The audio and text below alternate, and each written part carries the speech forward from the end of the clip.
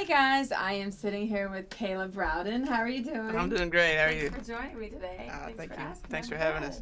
good. So I was reading your bio, and I'm going to just jump in and get a little personal. I Cool. saw that you said that there were some things in your life that were kind of messed up, and life changed after you found Jesus. So tell us a little bit about that and how it affects your music. Yeah, well, I grew up in the church, and grew up with a Christian mom and dad that were together, and a whole family unit, which is always good. And there just kind of came a point sometime in my high school years where I never did anything really really crazy, but just knew that there's some stuff that was just kind of going awry, and the breaking point with it, there was just kind of this moment where I realized, if I'm going to live my life for God, and if I'm going to live a life completely sold out, I have to do it for myself. I have to do it not because my parents raised me that way, or I can't live on their faith, and so. It was really that moment in my life where I kind of said, God, if I'm going to do this, I'm really going to do it. I'm going to go after it. It's going to be my decision. It's going to be my choice. From that moment on, I mean, obviously there's always challenges and there's always bumps in the road, but it's just really, really great to know that every step of the way that God's there with me and that He's faithful, and it definitely affects the music, the way I write, and kind of the message that I try to bring to people when we do play shows is just that, regardless of who you are or where you've come from, whether you're like me and you're raised in the church, or maybe this is your first time in church, and your past is crazy, wherever you are in that spectrum, somewhere in the middle. There's a God in heaven that really, really loves you and really, really wants to have, a very personal and intimate relationship with you. And I speak that through experience. I've felt that and I've sensed that, and it's been a part of my life, so it's really easy to communicate that in writing and in music for sure. I think that's really interesting how you said that you and your faith is because of you and not because of the way that you were raised necessarily, and you're living your faith from you and not from your family.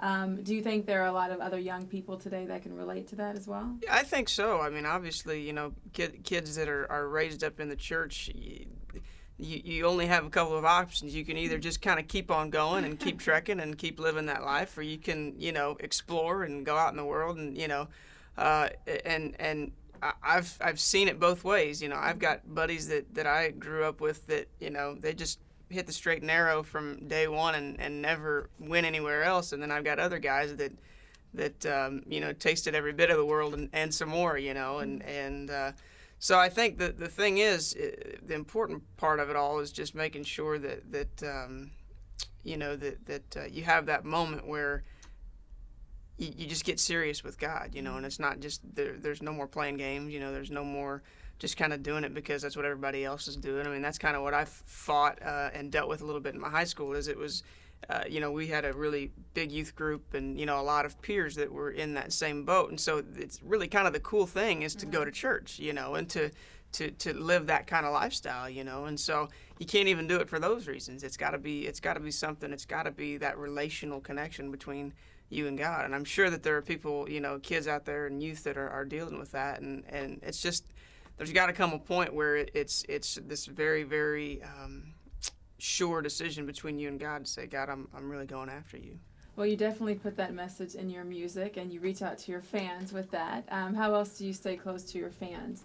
How important is the internet for you? Yeah, well, I think it's about it. I mean, it's amazing what the internet has done with Twitter and Facebook and all of this other stuff. I mean, you can stay connected at the drop of a hat, with anybody, anywhere, basically, So we try hard to make sure we're staying connected with people that way. If something cool's happening and out on the road or something, we try to make sure that people know about that, so that they can just stay clued in. I've always been a big advocate of if people think they're a part of what's going on somehow, some way, just through just kind of staying connected, watching the video blog or something like that, or actually, buying a record or something like that. If they feel like tangibly that they're a part of it, then that's a fan that you're probably going to keep for a long time, you Right. know. And so we really try to do our best just to make sure that people know what's going on and stay encouraged, through their support of us and what that's doing, around the world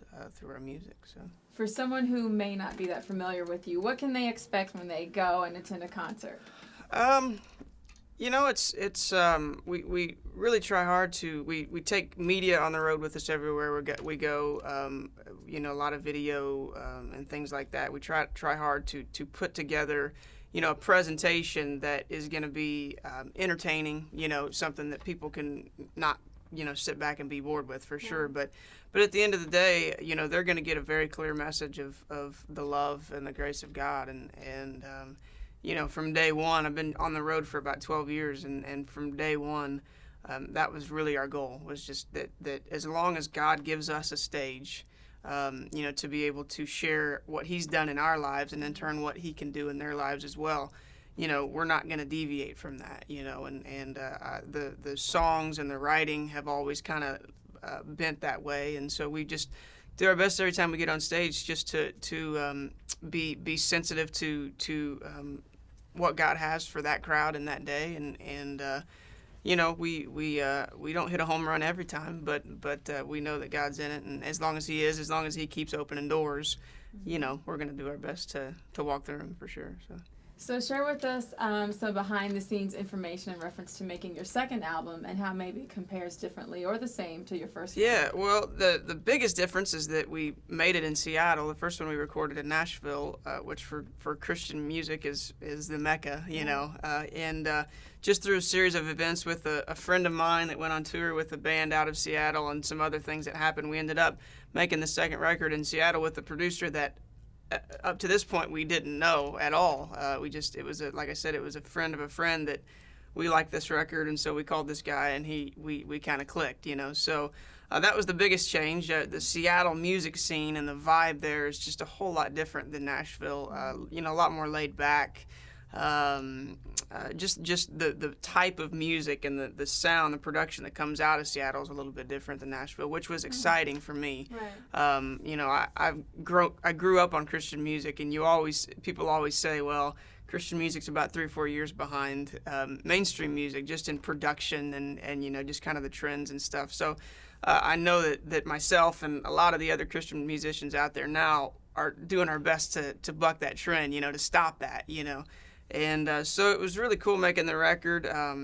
Very laid back. I had some more input on this record than I did on the first one, which was great. And actually, we have these first 10 songs done, and then we ended up signing a new record deal. And so we're going to go back and write and record about 7 or 8 more. And then so we'll have a bigger pot to choose from. And so it's really cool because usually in the record making process, you just kind of do it all at one time, and you start from scratch, and then you write a bunch of songs, you record them, and you choose. Well, the way that we're doing it here, which is a benefit, I think, for us, is that, we already have 10 or 11 in the books, and so we kind of know where the holes are, where the gaps that we can kind of fill in, both lyrically and musically. So it makes this next set of writing probably a little bit easier and hopefully a little more fruitful than just a normal, just going after it. So very excited about that for sure. Great. We're excited too. Yeah. Thank you. Now, you said you grew up listening to Christian music. Who did you listen to, or what were some of your influences?